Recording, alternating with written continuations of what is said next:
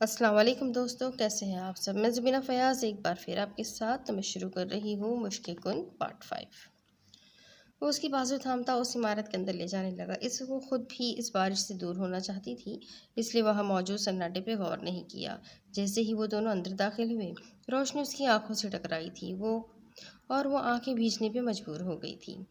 جب انہیں واقع کیا تو وہی سیاہ فام شخص بہروز کا اوور کوٹ اتار رہا تھا۔ بنا کچھ کہے وہ اگلے ہی لمحے وہاں سے چلا گیا۔ اس شخص کی پشت کو گھور رہی تھی جب بہروز نے اسے اپنی جانب متوجہ کی۔ چلے، کہیں تمہیں سردی نہ لگ جائے۔ وہ اسے پھر سے اسی طرح تھامتے کمرے کی جانب بڑھنے لگا۔ انزا نے تب سے پہلی بار اطراف کا جائزہ لیا۔ وہ جگہ باہر سے جتنی ویران محسوس ہوتی تھی، اندر سے اسے اتنی ہی زیادہ خوبصورتی سے سجایا گیا تھا۔ دیواروں پہ مختلف پینٹنگ سجی تھی اور مختلف مجسمہ اس کے ذوق کی تائید کرتے دکھائی دیتے۔ وہ ابھی ان مجسموں کو ہی دیکھ رہی تھی جب بہروز کمرے میں داخل ہوا۔ اس جانب باتھ روم ہے، تمہیں ضرورت کا سامان مل جائے گا۔ وہ اس سے ان مجسموں کے بارے میں پوچھنا چاہتی تھی، لیکن پھر اپنی حالت کا احساس ہوا تو سر اس بات میں ہلاتی اس کی نشان شدہ جگہ کی طرف جانے لگی۔ باتھ روم دیکھ کر اس کی آنکھیں پھیلی تھی۔ یہ جگہ تو اس کے باپ کے گھر سے بھی زیادہ عالیشان تھی۔ وہ دراز قامت آئینے کو اپنی انگلیوں سے چھونے لگی، پھر شیشے کا دروازہ کھلا اور شاور کے نیچے کھڑی ہو گئی۔ اپنا لباس وہیں زمین پر پھینک کر فریش ہوئی اور باتھ روب اوڑھ کر پھر سے آئینے کے سامنے آ کھڑی ہوئی، جو کہ اب دھندلا چکا تھا۔ اپنے بال تولیے سے صاف کر کے وہ آئینے کی روب کی بازو سے صاف کرنے لگی۔ اچانک اسے آئینے میں اپنے عقب میں بہروز کا عکس دکھائی دیا۔ وہ دبی آواز میں چیختی ہوئی پلٹی، لیکن وہاں کوئی نہ تھا۔ وہ دوبارہ آئینے میں دیکھتی، اسے اچھے سے رگڑنے لگی، لیکن وہاں بھی کچھ دکھائی نہ دیا۔ شاید یہ اس کا وہم تھا۔ وہ اپنی پیشانی کو رگڑتی ہوئی آئینے میں اپنا عکس دیکھنے لگی۔ بارش کی وجہ سے اس کا رنگ سفید سرخی مائل ہو چکا تھا۔ ناک، کان اور ہونٹ تو خاص طور پہ سرخ دکھائی دے رہے تھے۔ اسے اپنے نقوش میں شہد رنگ کی آنکھیں بہت پسند تھیں۔ وہ اسے سب سے منفرد بناتی تھی، خاص طور پہ ان میں ہر وقت پائی جانے والی چمک۔ اپنے بال سلجھانے کے لیے وہ برش دیکھنے لگی، لیکن وہاں ایسی کوئی چیز دستیاب نہیں تھی۔ اپنے گیلے کپڑوں کو دیکھا جو ابھی بھی زمین پہ ڈھیر تھے۔ اسے بہروز سے اس بارے میں بات کرنی ہوگی۔ اس جگہ کو مینٹین کرنے کے لیے کوئی تو ملازمہ ہوگی، اگر نہیں تو وہ اسے لانڈری کا راستہ تو بتا ہی سکتا تھا۔ یہی سوچتے ہوئے وہ ٹائلز لگے فرش پہ ننگے پاؤں چلتی واپس کمرے میں داخل ہوئی، جہاں اب کوئی نہ تھا۔ البتہ بیڈ پہ اس کی ضرورت کا سامان موجود تھا۔ اس شخص نے یقیناً اس پہ بہت غور کیا تھا، کیونکہ وہاں ہر چیز موجود تھی۔ کچھ چیزیں دیکھ کر تو اس کا چہرہ سرخ ہونے لگا۔ کمرے کا دروازہ بند تھا، البتہ لائٹ بلب وہاں دھیمی روشنی بکھیر رہا تھا۔ باتھ روم سے آتی روشنی اسے مزید روشن کر رہی تھی۔ کیا وہ شادی شدہ تھا یا اس کے ساتھ کوئی اور رہتا تھا؟ کیونکہ اتنی جلدی وہ ان کپڑوں کا انتظام تو نہیں کر سکتا تھا۔ یہی سوچتے ہوئے وہ اس لباس کو اوڑھنے لگی جو یوں محسوس ہوتا کہ خاص اسی کے لیے خریدا گیا ہو۔ خوبصورت کالے رنگ کی شرٹ وائٹ جینس کے ساتھ بہت خوبصورت لگ رہی تھی۔ شرٹ کے بازو اس کے برہنہ کندھوں کے نیچے سے شروع ہوتے اور کلائیوں پہ جا کر ختم ہو جاتے۔ وہ شرٹ میں سے بال نکالتی ہوئی پلٹی جب دروازے پہ بہروز کو پا کر اچھل پڑی۔ اس کی خوبصورت آنکھیں مکمل طور پر پھیل چکی تھیں۔ وہ کب سے یہاں موجود تھا اور کیا وہ اسے دیکھ رہا تھا؟ اس نے اپنی شرٹ کو زور سے تھاما تھا۔ میں تمہارے لیے کافی لینے گیا تھا، عادت نہیں ہے اس لیے ڈور ناک کرنا بھول گیا، وہ سپاٹ لہجے میں بولا، لیکن اس کے انداز سے تو یہی لگتا تھا کہ وہ ابھی ابھی آیا ہے۔ تھینکس۔ وہ تو ویسے بھی اس کے سامنے ویسے بھی بول نہیں پاتی تھی اور اب تو مکمل طور پر دنگ ہو گئی تھی۔ کچھ دیر وہاں پہ سناٹا چھایا رہا تو انزا اس خاموشی کو توڑنے کے لیے گویا ہوئی۔ وہ تو میں ایسے ہی کپڑے چینج کر رہی تھی، کوئی بات نہیں۔ کیا یہ کپڑے کسی کے ہیں؟ انہیں دیکھ کر تو لگتا ہے جیسے میرے ہی ہو۔ وہ کنفیوژن اور خجالت دور کرنے کے لیے ہلکا سا ہنستی ہوئی استفسار کرنے لگی تو بہروز اس کی جانب بڑھا تھا۔ اسے کسی دیوار کے ساتھ اپنی جانب بڑھتے دیکھ انزا کی ٹانگیں لڑکھڑا گئی تھی۔ نہیں، یہ تمہارے لیے ہے، صرف تمہارے لیے۔ وہ اس کی آوارہ بالوں کو اپنی مٹھی میں جکڑتے ہوئے بولا اور انزا بری طرح لرز اٹھی۔ یہ کیا ہو رہا تھا؟ وہ اس کے ساتھ مکمل طور پہ تنہا تھی، ایک انجان شخص کے ساتھ۔ کیا اسے آنٹ نے یہ سب पहले ही नहीं सिखाया था कि कभी किसी अनजान के साथ अकेले मत जाना? और देखो वो इस वक्त कहाँ थी। उसका दिल तेजी से धड़कने लगा था। बहरोज उसकी गर्दन पे झुका और गहरा सांस लेने लगा, जैसे कि वो उसकी खुशबू को खुद में उतार रहा हो। उसके हाथ पांव फूलने लगे थे। मेरे ख्याल से मुझे अब चलना चाहिए। अगर वो पापा को पता चल जाए अगर पापा को पता चल गया कि मैं घर पे नहीं हूँ तो बहुत गुस्सा होंगी। वो घड़ी की जानिब देखती मुखातिब हुई जो रात के 2 बजा रही थी। बहरोज जो उसके आवारा बाल थामे खड़ा था, हुंजा की घबराहट पर मुस्कुरा दिया। हाँ, तुम्हें अब जाना चाहिए। वो अपने लरजते वजूद पे काबू पाती दरवाजे की जानिब बढ़ी, जब हवा की तेजी से कोई वजूद उसके सामने हायल हुआ था। अगले लम्हे उसने खुद को बहरोज के बिस्तर पे पाया। उसका तनफ़ुस बिगड़ने लगा और वो आंखें फैलाए अंधेरे में खड़े उस वजूद को देखने लगी जो उसके पैरों की जानिब खड़ा था। बहरोज। हुंजा खौफ के ज़ेरे असर सरगोशी कर पाई, जबकि बहरोज घुटनों को बेड पर टिकाता हुआ उसकी जानिब झुका था। हुंजा चीखती हुई बेड क्राउन की जानिब लपकी, जब बहरोज ने उसकी टांग पकड़कर ऐसा करने से उसे रोक दिया। अभी नहीं, खौफनाक आवाज़ में कहते हुए उसने हुंजा को एक झटके से अपनी जानिब खींचा। वो नासमझी में उसकी जानिब पलटी थी, जब बहरोज ने अपने लंबे नोकीले दांत उसकी पिंडली में गाड़ दिए, जो उसकी जीन्स को फाड़ते हुए जिस्म में धंसते चले गए। हुंजा की हलक से एक दिलखराश चीख बरामद हुई थी। वो फटी हुई आंखों से छत को घूरने लगी। कुछ समझ पाती इससे पहले उसकी नज़रें धुंधलाने लगी। तकलीफ पहले एक सरसराहट में बदली और फिर वो सरमस्त सी बेड पे गिरी। सांस तेज लेने से उसका सीना बार बार फूल रहा था। वो अपने चेहरे का रुख बदलती मदहोश सी होने लगी। वो जैसे इस सरमस्ती में पागल होने लगी थी। हुंजा अपनी एड़ी बिस्तर पे रगड़ने लगी, जबकि हलक से आवाज़ निकलने लगी, जिससे साफ जाहिर होता कि वो इस अमल से बेहद लुत्फ़ अंदोज़ हो रही है। बहरोज अपनी चमकदार सुर्ख आंखों से देखता उससे थोड़ा सा दूर हुआ। उसके उसके दांतों और लब पे हुंजा का सुर्ख खून चमक रहा था। वो अपना अंगूठा अपने दांतों के करीब लाया और फिर अपने नुकीले दांत से उसे काट दिया। अंगूठे से खून रसने लगा तो वो उसे हुंजा की पिंडली पे मलता। अब हथेली और घुटनों के जरिए किसी शेर की सफा के लिए उसकी जानिब बढ़ने लगा। हुंजा की सांसें वो अपने चेहरे पे महसूस कर सकता था। वो उसी नीम मदहोशी में बहरोज के करीब होने लगी, लेकिन फिर बेड पे गिर गई। बहरोज अपने अंगूठे से उसका रुखसार छूने लगा और फिर उसके लबों को छूता हुआ उसकी थोड़ी को और गर्दन के खम को छूने लगा। हुंजा का वजूद बुरी तरह लरसने लगा और अब मुकम्मल तौर पे मदहोशी छाने लगी। बेनिम कैडिनलर, माय वुमन। वो जब जागी तो बेड पे मुंह के बल लेटी हुई थी। शायद उसे ज़िंदगी में कभी ही ऐसी गहरी नींद आई थी। उसने वक्त देखा तो घड़ी 10 बजा रही थी।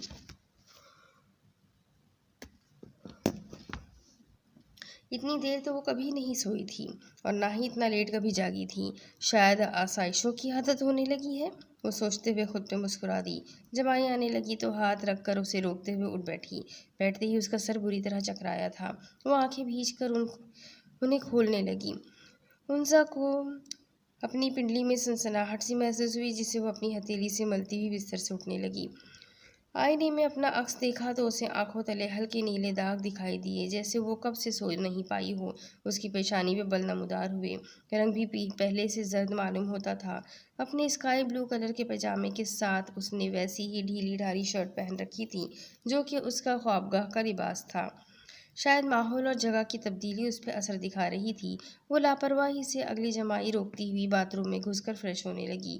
पानी उसके चेहरे पे गिरता तो उसे अचानक कल शब की मुलाकात याद आ गई। बहरोज। वो ज़ेरे लब बड़बड़ाई और फिर रो पहनकर वार्डरोब में घुस गई। उसका ख्याल हुंजा के चेहरे पे खूबसूरत मुस्कुराहट फैला गया, कैसे वो उसकी जानिब खींची जाती थी और शायद वो भी। तभी तो वो सबको नज़रअंदाज करता उसकी मदद को आया था। और फिर सलीहा का हसद भरा चेहरा भी उसे अच्छे से याद था। फिर शायद वो कबीर साहब से इजाज़त लेकर कमरे में आई थी। उसे कुछ ठीक से याद नहीं आ रहा था।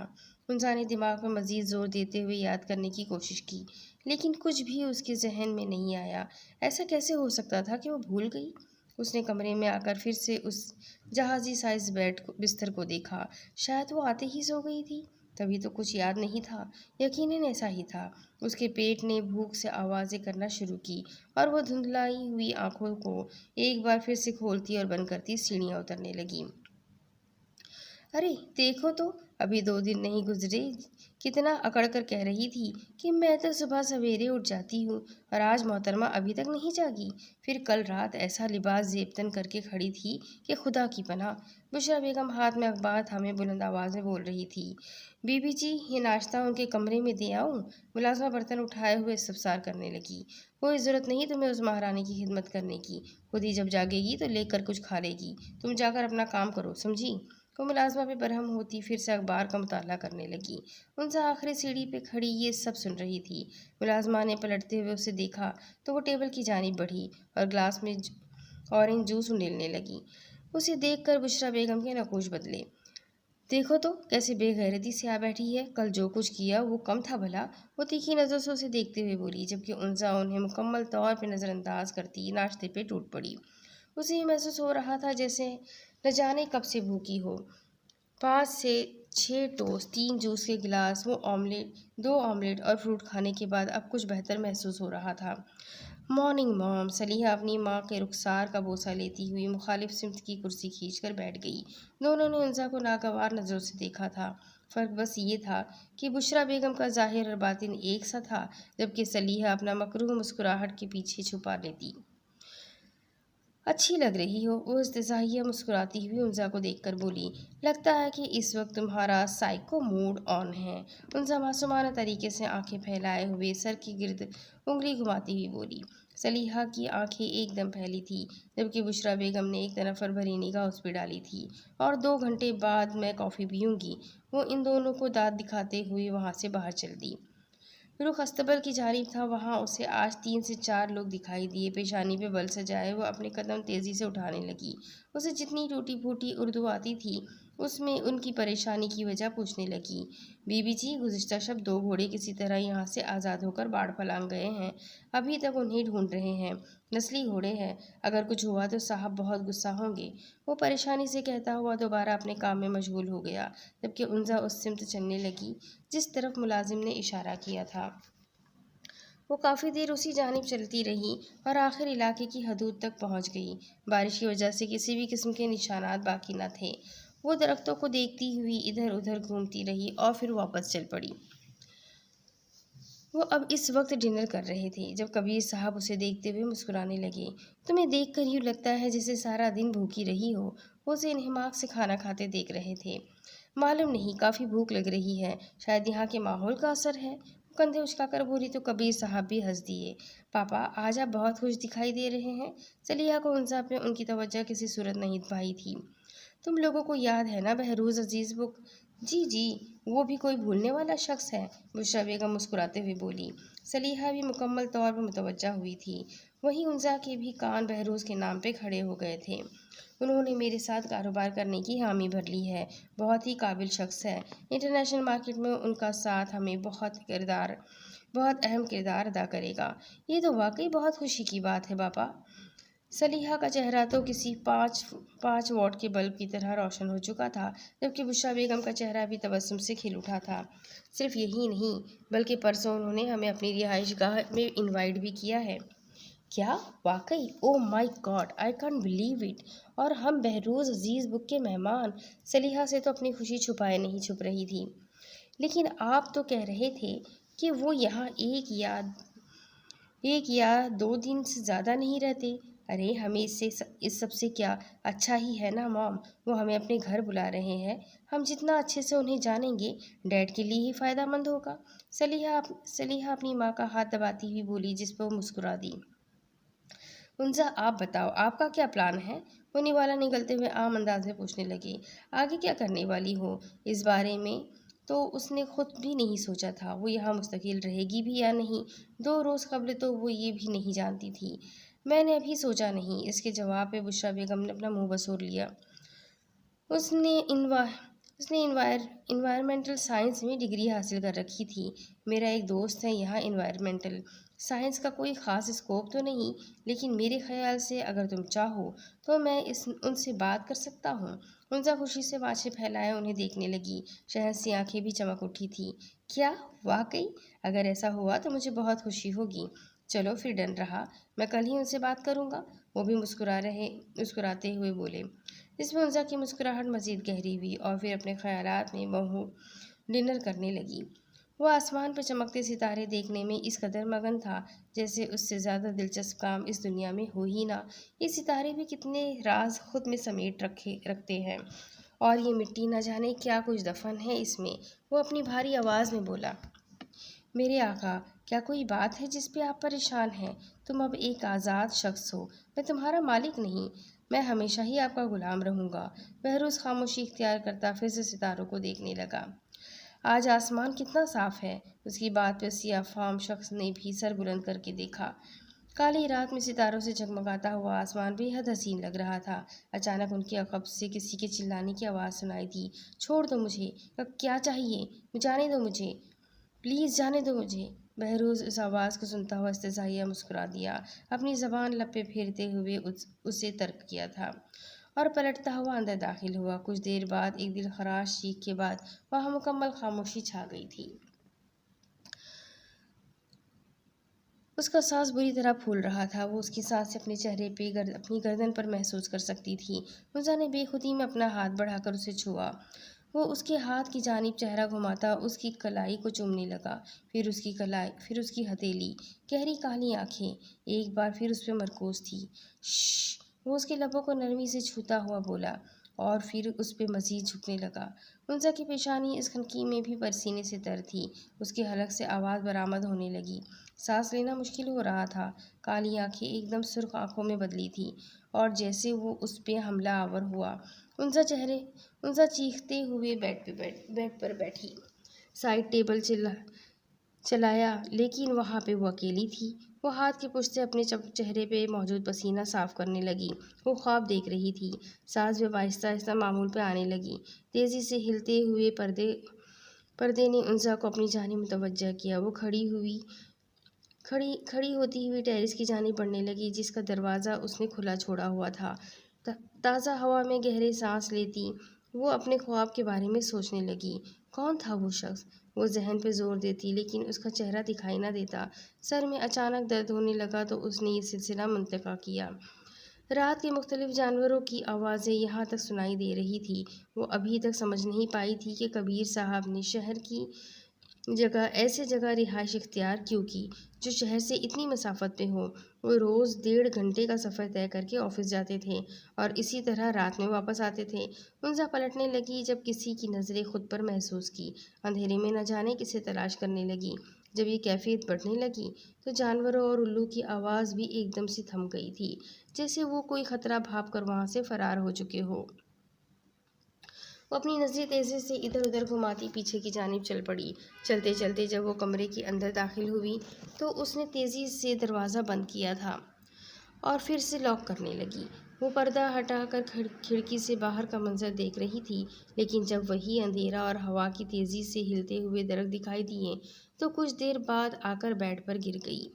اگلے چند لمحات میں وہ پھر سے نیند کی گہری وادی میں چلی گئی۔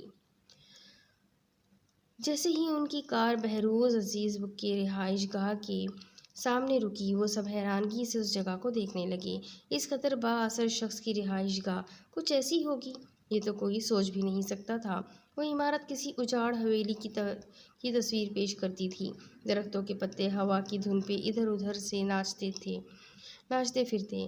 آپ سب کو خوش آمدید، میرے ساتھ چلیے، وہ آپ کا انتظار کر رہے ہیں۔ وہی سیاہ فام شخص اس کبیر صاحب سے مخاطب ہوا اور پھر داخلی دروازے کی جانب بڑھ گیا۔ دروازے کے سامنے کچھ فاصلے پہ ایک خوبصورت فوارہ تھا جو نہ جانے کب سے بند پڑا تھا اور اس کے گرد کائی جمی ہوئی تھی۔ انزا اس جگہ کو دلچسپی سے دیکھتی ہوئی ان سب کی تقلید میں آگے بڑھنے لگی۔ اندرونی منظر بیرونی منظر سے ایک دم مختلف تھا۔ روشنی سے ہر جگہ جگمگا رہی تھی۔ مہنگے فانوس اس جگہ کو مزید 4 چاند لگا رہے تھے۔ ہر موجود تمام پارے اپنے فنکار کی قابلیت کے گیت گاتے تھے۔ دیکھنے پہ یوں محسوس ہوتا جیسے وہ کسی الگ ہی دنیا میں داخل ہو چکے ہوں۔ ان سب کے ساتھ کبیر صاحب بھی خاصا متاثر دکھائی دیتے تھے۔ سلیحہ اور بشریٰ بیگم نہ جانے آنکھوں ہی آنکھوں میں کیا باتیں کر رہے تھے۔ مرحبا، بہروز نے کبیر صاحب سے مصافحہ کرتے ہوئے بولا۔ اس کی آواز سنتے ہی انزا کی سانسیں بے ترتیب ہونے لگیں۔ مقابل نے بھی جیسے اس کی سانسوں اور بڑھتی دھڑکن کو فوراً محسوس کیا تھا اور اس کی جانب دیکھنے لگا۔ مسٹر بہروز، کیسے ہیں آپ؟ آپ سے مل کر بے انتہا خوشی ہوئی، اور آپ کی مہمان بن کر تو اس سے بھی زیادہ۔ سلیحہ اس کے سامنے آتے ہوئے پلکیں ایک ادا سے گراتی ہوئی اپنی بال کان کے پیچھے اڑستی ہوئی بولی، مجھے بھی۔ وہ اپنی نظریں انزا پہ گاڑے ہوئے مخاطب ہوا، جس پہ کچھ لمحات کے لیے اس کی سانسیں اٹکی تھی۔ جیسے ہی اس نے اپنی نظروں کا زاویہ بدلا، انزا گہرا سانس لیتی اپنے ہونٹوں کو زبان سے تر کرنے لگی۔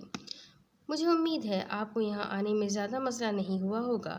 ارے نہیں نہیں، بالکل بھی نہیں، کبیر صاحب نے مسکرا کر کہا، جس پر وہ بہروز ڈائننگ روم کی جانب بڑھنے لگا۔ کمرے کے وسط میں چھت پہ لٹکتے فانوس کے ایک دم نیچے خوبصورت ڈائننگ ٹیبل سجایا گیا تھا۔ مختلف پکوان تیار کر کے اس پہ سجائے گئے تھے، جس سے اٹھتی خوشبو انزا کے تو منہ میں پانی لے آئی تھی۔ ڈائننگ روم کی تزئین و آرائش بڑھانے کے لیے دیواروں پہ سجاوٹی موم بتیاں جلائی گئی تھی۔ ویسے آپ کا گھر تو بہت خوبصورت ہے، بشریٰ بیگم ہر چیز کو دیکھتی ہوئی مخمور لہجے میں بولی، جس پر پر اصرار سا مسکرایا۔ میرے تجسس کو معاف کیجیے گا، لیکن یہاں کوئی دکھ نہیں رہا۔ کیا آپ اکیلے رہتے ہیں؟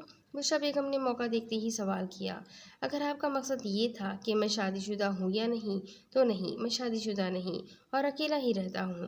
اپنی پرائیویسی پسند ہے، اس لیے ملازمین کو میرے پرائیویٹ کوارٹر میں آنے کی اجازت نہیں ہے۔ جو کہ آپ کو مدعو کیا تھا تو وہ سب تیار کر کے اب تک واپس جا چکے ہیں۔ وہ کھانے کی میز کی جانب اشارہ کرتا ہوا کہنے لگا۔ بشریٰ بیگم نے سلیحہ کی جانب دیکھ کر آنکھیں مٹکائی تھی، جبکہ اس کی مسکراہٹ مزید گہری ہو گئی تھی۔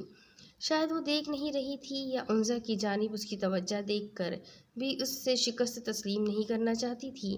کہا وہ آج کے دن کے لیے اپنے بہترین لباس میں ملبوس تھی۔ 2 گھنٹے آئینے کے سامنے کھڑے رہ کر اس نے تیاری مکمل کی تھی، اور انزا ہمیشہ کی طرح گہرے نیلے رنگ کی شرٹ اور بلیک پینٹ میں ملبوس براؤن کلر کی لیدر جیکٹ پہنے ہوئے تھی۔ جیولری کے نام پہ بھی گلے میں اپنی ماں کا پینڈنٹ لٹک رہا تھا۔ کبیر صاحب نے ہاتھ کھانے کی پلیٹ کی جانب بڑھایا تو وہ سب بھی باری باری اپنی پلیٹوں میں مختلف چیزیں انڈیلنے لگے۔ انزا تو وہاں موجود ہر ایک چیز کو چکھنا چاہتی تھی، اس لیے 1 یا 2 چمچ ہی پلیٹ میں ڈالنے لگی۔ کسی بھی قسم کی تکلف کی ضرورت نہیں، وہ سرسری سے انداز میں بولنے لگا۔ انزا اس کی جانب دیکھتے ہوئے مسکرا دی، جبکہ وہ اور کبیر صاحب آپس میں کسی ڈیل کے بارے میں گفتگو کر رہے تھے۔ 2 گھنٹے بعد جب وہ روانگی کے لیے اٹھے تو معلوم ہوا کہ بارش نے بری طرح سے کچے راستے کو چھوٹے دلدل میں تبدیل کر دیا ہے۔ آپ آج شب یہاں رک سکتے ہیں، کل صبح ہی واپسی کے لیے روانہ ہو جائیے گا۔ بہروز کے مشورے پر پہلے کبیر صاحب کچھ دیر سوچتے رہے۔ جب بشریٰ بیگم ان سے مخاطب ہوئی، رک جاتے ہیں، ایسے میں گاڑی پھنس گئی تو ہم وہیں اٹکے رہ جائیں گے۔ جبکہ سلیحہ بہروز کے قریب ہوتے اسے چمکتی نظروں سے دیکھتی نہ جانے کیا بات کرنے لگی۔ انزا ان دونوں کو بمشکل نظر انداز کرتی ایک مجسمے کے قریب بڑھنے لگی۔ عجیب ہی مجسمہ تھا وہ، نہ انسان نہ جانور۔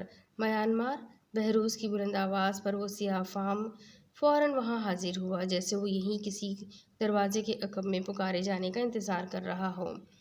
ہمارے مہمانوں کو ان کے کمرے دکھائے جائیں، مجھے امید ہے آپ یہاں پرسکون رہیں گے، وہ پر اصرار لہجے میں کہتا ہوا ایک کمرے کی جانب بڑھ گیا۔ شاید وہ اس کا کمرہ تھا، جبکہ وہ سیاہ فام سب کو اپنی پیروی کرنے کا کہنے لگا۔ ان سب کو اوپری منزل پہ لے جایا گیا۔ ہر کمرہ ایک سے بڑھ کر ایک اور عالیشان طریقے سے سجایا گیا تھا۔ کبیر صاحب اور بشریٰ بیگم کو ان کا کمرہ دکھا کر وہ سلیحہ اور انزا کے ساتھ آگے بڑھا۔ ان میں سے بہروز صاحب کا کمرہ کون سا ہے؟ سلیحہ دلچسپی سے پوچھنے لگی۔ کوئی بھی نہیں، اس شخص نے مختصر جواب دیا۔ تو ان کا کمرہ کون سا ہے؟ سلیحہ سینے پہ ہاتھ باندھتی اس شخص کی پشت کو گھورتی ہوئی بولی۔ سلیحہ دلچسپی سے پوچھنے لگی۔ کوئی بھی نہیں، اس شخص نے پھر سے جواب دیا۔ تو ان کا کمرہ کون سا ہے؟ سلیحہ سینے پہ ہاتھ باندھ کر اب غصے سے پوچھتی اس کی پشت کو گھور رہی تھی۔ یہ آپ کا کمرہ ہے، آپ کی رات خیریت سے گزرے، وہ ہاتھ کے اشارے سے سلیحہ کو اس کا کمرہ دکھاتے ہوئے بولا، لیکن وہ وہیں کھڑی اس کے جواب کی منتظر رہی۔ جب یہ واضح ہو گیا کہ وہ اس شخص سے کچھ بھی اگلوا نہیں سکتی، تب ہاتھ جھٹکتی ہوئی کمرے میں داخل ہو گئی۔ سی گرین اور سنہری رنگ میں سجایا وہ کمرہ بھی باقی سے الگ لیکن شان و شوکت کی ترجمانی کرتا تھا۔ میرے ساتھ آئیے، وہ اب انزا سے مخاطب ہوا۔ کبیر صاحب اپنے کمرے سے نکلتے ہوئے سلیحہ کا کمرہ دیکھنے لگے اور پھر انزا کے ساتھ چل پڑے۔ وہ اسے لے کر مخالف کوریڈور میں گیا، جہاں ایک کمرے کا دروازہ کھلتا ہوا انزا کو دکھانے لگا۔ یہ آپ کی آرام گاہ ہے میم، وہ سر کو ہلکا سا خم دیتا ہوا کہنے لگا، جبکہ وہ ایسے رویے کی بالکل عادی نہ تھی۔ ابھی وہ سمجھ ہی نہیں پا رہی تھی کہ کیا کہے جب وہ شخص اسے اور کبیر صاحب کو وہاں چھوڑتا ہوا چل پڑا۔ اگر تم چاہو تو ہم کمرہ بدل لیتے ہیں۔ انہیں یہ بات ہضم نہیں ہو رہی تھی کہ انزا کا کمرہ یوں الگ کوریڈور میں تھا، لیکن وہ اپنا فیصلہ اس پہ تھوپنا بھی نہیں چاہتے تھے۔ میرے خیال سے میں ایک رات تو یہاں سروائیو کر سکتی ہوں، وہ ہلکا سا مسکرا کر گویا ہوئی تو کبیر صاحب سر اس بات میں ہلانے لگے۔ پھر بھی کوئی مسئلہ ہو تو ہم یہیں ساتھ والے کوریڈور میں ہی ہیں۔ وہ اس کے سر کو شفقت سے چھوتے ہوئے وہاں سے چل دیے۔ انہیں اس جگہ چھائی یہ مکمل خاموشی کسی صورت سکون نہیں لینے دے رہی تھی۔ اپنے کمرے میں داخل ہوتے ہوئے بشریٰ بیگم سے مخاطب ہوئے، کتنا عجیب شخص ہے، ایک بھی ملازم نہیں، اور اس جگہ کو دیکھا ہے، لگتا ہے کسی بادشاہ کا محل ہو۔ ارے چھوڑے کبیر صاحب، ان امیر لوگوں کے طریقے ہم کیا جانیں، وہ ناشکری سے بولی جس میں ان کی بھویں اچکی تھی۔ خیر بیگم، پیسے کی کوئی کمی تو تمہارے پاس بھی نہیں، عالیشان بنگلہ ہے لیکن اس کی حفاظت کے لیے اتنے ہی لوگ بھی موجود ہیں۔ یہاں نہ کوئی چوکیدار ہے نہ کوئی ملازم دکھا۔ وہ کہہ تو رہے تھے کہ پرائیویٹ بندہ ہے، ویسے بھی باہر سے کہاں یہ کوئی اتنی عالیشان جگہ لگتی ہے، اور پھر آبادی سے اتنی دور سب سے کٹی ہوئی اس جگہ پہ وہی آ سکتا ہے جسے معلوم ہو۔ ہاں کہتی تو تم ٹھیک ہو، وہ بلینکٹ اپنے اوپر کھینچتے ہوئے مخاطب ہوئے۔ ویسے ایک بات تو ہے، جس جگہ وہ 2 دن سے زیادہ نہیں رہتا وہ اتنی زبردست ہے، تو سوچے اس کی رہائش کا کتنی عالیشان ہوگی۔ بس یہ ڈیل فائنل ہو جائے، پھر آپ کو بھی ایسا ہی عالیشان محل بنا کر دیں گے بیگم، وہ ہنستے ہوئے بشریٰ بیگم سے مخاطب ہوئے۔ اب یہ بات تو رہنے ہی دیں، آپ اگر اتنی ہی میری فکر ہوتی تو اس عمر میں یہ جو انزا نام کا دکھ آپ نے مجھے دیا ہے وہ نہ دیتے۔ وہ درستگی سے بولتی ہوئی کروٹ بدل کر لیٹ گئی۔ جب سونے لگی تو یہ لائٹ بجھا دینا، اسی لہجے میں کبیر صاحب کو کہتی وہ آنکھیں موند گئی، جبکہ وہ انہیں دیکھتے ہوئے گہرا سانس بھر کر رہ گئے۔ انزا آئینے کے سامنے بیٹھی اپنے بالوں کو انگلیوں سے سلجھا رہی تھی۔ اس کمرے کو سنہری اور سفید رنگ کے امتزاج سے سجایا گیا تھا۔